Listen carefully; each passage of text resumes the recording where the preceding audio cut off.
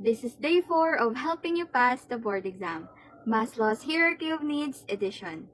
So, ang tanong natin for today is, bakit kaya kahit may mga taong very successful na, hindi pa rin sila masaya? So, hopefully, masagot na yan siya ni Maslow's Hierarchy of Needs. So, ang pag-aaralan natin today ay ang Maslow's Hierarchy of Needs. So, very important din na malaman nyo to kasi lumalabas din po ito sa board exam. Ulitin ko, lumalabas din po ito sa board exam. Situational question man yan or mapa-definition of terms.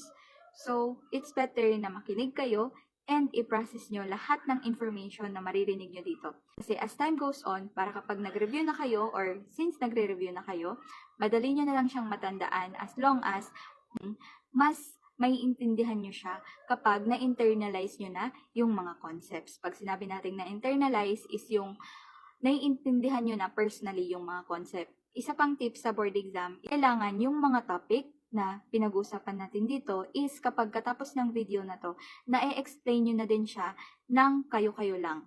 Wag yung pakikinggan nyo lang ako tapos after that, kakalimutan nyo na. Dapat, kapag ina-explain ko, mag-take notes na din kayo o na din kayo ng sarili nyong definition. Para kapag lumabas siya sa board exam, hindi na kayo mahihirapan kasi alam nyo na yung explanation niya on your own. Okay, so mag-next na tayo. So, ito ang mukha ng Maslow's Hierarchy of Needs. So, pinaka-level 1, tingin kayo sa pinakababa. Level 1 tsaka level 2 yan. Level 3 is love and belongingness. So, once safe, we seek to belong to families, social groups, or wider society. Level 4 naman is esteem and respect. At this stage, motivation to compete and excel is as its highest point. So, pinaka sa tuktok na talaga is yung level 5, which is self-actualization. So, this final stage allows for relaxation, creativity, and ability to give back. Kung mapapansin nyo sa gilid, nakalagay din na proposed by Abraham Maslow in 1943, this theory identifies 5 stages of need that motivate human behavior. Nakalagay din sa pinakababa niya na as lower level needs like food and safety are satisfied, individual become motivated to pursue social connection, esteem, and eventually self-realization. So, para mas maintindihan natin yung Maslow's Hierarchy of Needs, i-explain ko yan sa inyo pa isa-isa. To make sure that, mag-proceed na tayo sa overview. Si Abraham Maslow ay isang psychologist and siya din ang nag-propose ng theory ng human needs. Is diba naka-arrange siya into hierarchy or pyramid. Pyramid talaga. So, his idea is bago mo daw ma-achieve ang higher goals like success or fulfillment, kailangan mo muna daw ma-meet yung mga basic needs mo. So, yun yung sinabi ko kanina na step by step, kailangan makatungtong ka muna sa level 1. Kapag na-achieve mo yung level 1, mag-proceed ka sa level 2. Kapag na-achieve mo yung level 2, mag-proceed ka sa level 3, and then level 4, and then level 5.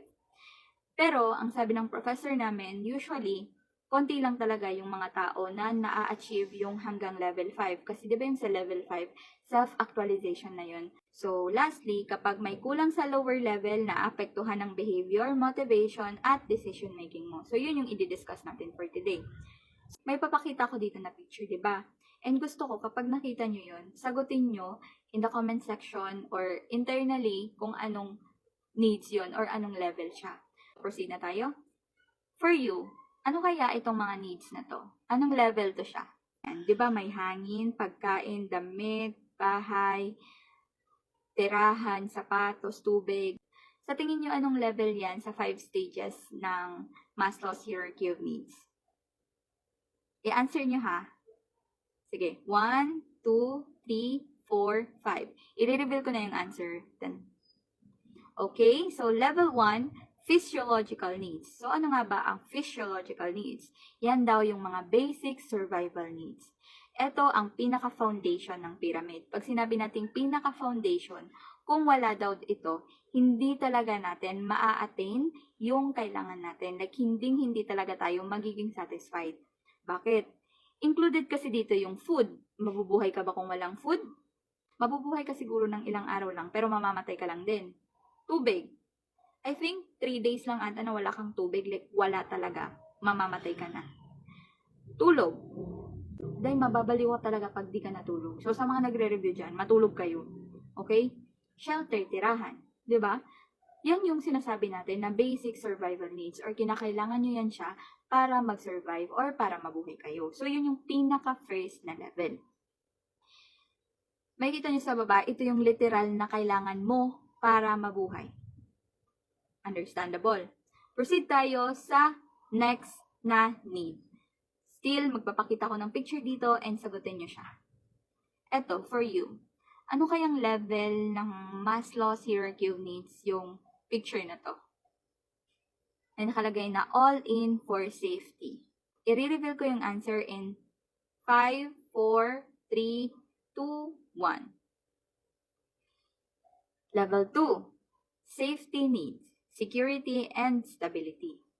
So, sinasabi dito na kapag okay na daw yung basic needs, ang sinasabi nating basic needs is yung sa level 1, kaakibat niya yung security or kasama niya yung safety mo. Example, financial stability. Ano nga ba yung financial stability? May trabaho ka, may pera kayo. Yun yung finance. Safe environment. Yung bahay nyo ba is malapit sa ilog or or prone sa mga earthquake, ganyan. Safe ba kayo kapag ganun yung bahay nyo? Di ba hindi? So, yun yung sinasabi natin na included siya sa safety needs. Health security, kapag may sakit ka ba? Stable ka ba? Di ba hindi? Kasi kapag may sakit ka, konektado na yan siya. Kapag may sakit ka, yung pera mo na naipon mo, yun yung magagastos mo sa sakit mo, or if may sakit yung mga anak mo, lahat ng ipon nyo doon din mapupunta. So, mahirap talaga kapag nagkakasakit yung kahit isang member lang ng family. And yung stable job, ito yung sinasabi natin na kaakibat siya ng financial stability. Kasi di ba kapag may stable job ka, may trabaho ka, may pera ka. Kung wala kang trabaho, wala kang pera. So dito pumapasok yung need of predictability. Ano ba yung sinasabi nating need of predictability? Yung predictable na yung pamumuhay mo, yung stable ka na, or yung secured na talaga yung future mo. Kasi nga, nasa iyo na yung mga needs na to. So, ito yung sinasabi din nila na yung alam mong may control ka sa buhay mo. Stable ka, secured ka. Okay? So, next tayo. So, ito naman. Ano kayang level ng Maslow's hierarchy of needs? Lagay dito na we need each other. Okay? I will reveal the answer in 3, 2, 1. Level 3, love and belongingness. So, makikita nyo doon kanina sa picture na binigay ko, may nakalagay doon na we need each other. Diba? So, kailangan daw natin yung isa't isa. Kasi human beings are social beings. Yung always sinasabi ng professor namin na no man is an island. Hindi tayo mabubuhay kung tayo lang mag-isa. Okay? Pag sinabi nating social beings, included na dyan yung pamilya natin or yung family, yung mga friends natin, romantic relationship, boyfriend, girlfriend, asawa, kayo, kirida, kabit, joke lang. And also the community. Community, yan yung mga tao na nasa community nyo or nakakahalubilo nyo most of the time. So, kapag fulfilled daw ang basic needs mo, and then yung safety mo, kung wala kang connection sa mga nasabi dito na social beings, makakaramdam ka pa rin daw ng loneliness. Ang sinasabi nating loneliness is makakaramdam ka pa rin ng pagkasad or pagkalungkot. Di ba usually sa atin kapag wala tayong contact sa mga family members natin, sa mga kaibigan natin, or usually hindi tayo nakikipaghalubilo sa mga tao, mas malaki talaga yung tendency na maging malungkutin tayo kasi nga kailangan natin ng connection ng ibang tao. Mapa-personal man yan o internet, since yung social media ngayon is very popular na. And yung social media na din yung reason na to kung bakit nakakapag-usap tayo kahit na pinapakinggan nyo lang ako. Pero nag-leave naman kayo ng comments, so alam ko na nakakatulong yung mga videos ko. So yun, isa kayo sa mga love and belongingness ko. Yun lang, so next tayo. Eto kaya, ano yung nakikita niyo sa picture na yan? Diba, nakatayo siya. Yan yung isa, marami siyang likes sa Instagram, then yung isa naman, wala talaga. So parang naghahanap siya ng validation, diba? Sino yung mga social climber dyan? Joke lang. So, okay, I will reveal the answer in 3, 2, 1. Okay, level 4, esteem needs. So, ano nga ba yung esteem needs? Esteem needs is yung self-worth and recognition. Pag sinabi natin self-worth is yung value mo sa sarili mo. Or, paano mo ba nire-recognize? Paano mo ba nakikilala yung sarili mo? So, focus on self-respect and how others see you. So, paano ka ba nire-respeto ng iba? Or paano ka nila nakikita? Nakikita ka ba nila as a role model? Or nakikita ka ba nila ng quote-unquote walang kwenta, ganyan? Or ano?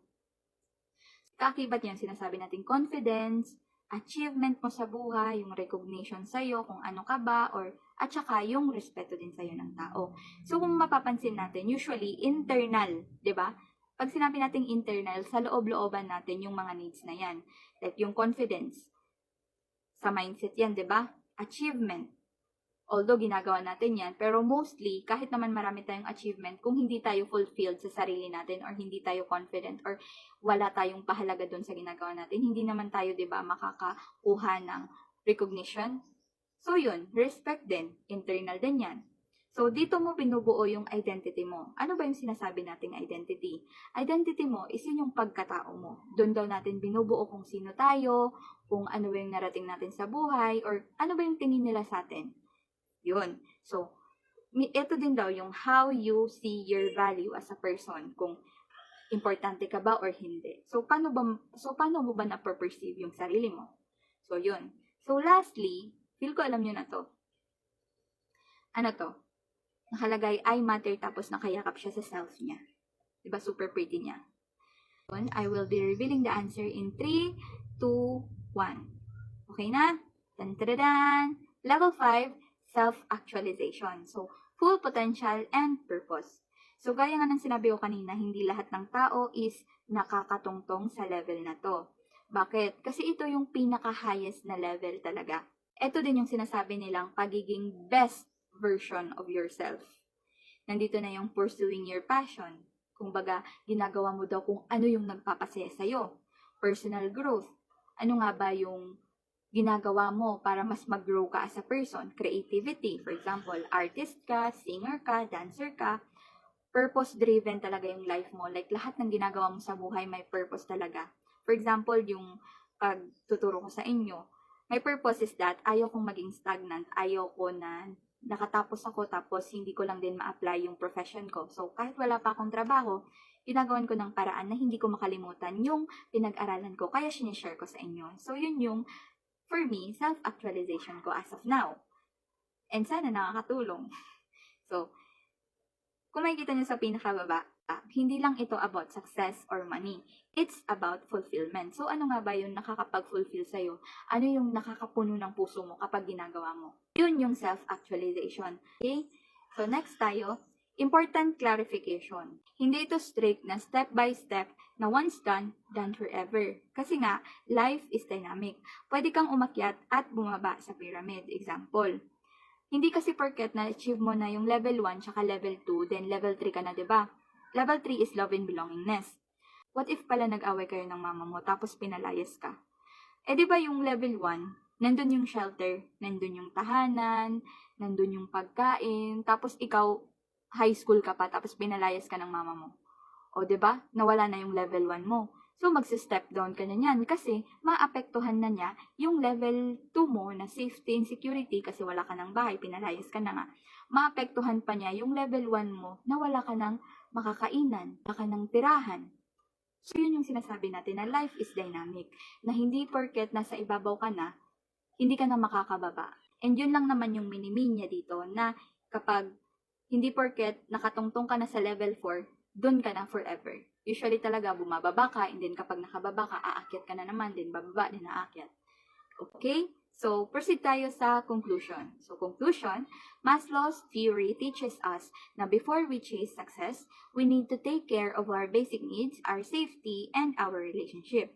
Because true success is not just achievement, it's fulfillment. So, eto yung sinasabi niya na yung Maslow's theory ay tinuturuan niya daw tayo na before daw natin habulin yung success, dapat talaga mapangalagaan muna natin or makuha muna natin yung mga basic needs natin, yung safety natin, at saka maganda din yung relationship natin sa bawat tao. Kasi toong success daw is hindi lang siya doon sa mga achievement natin.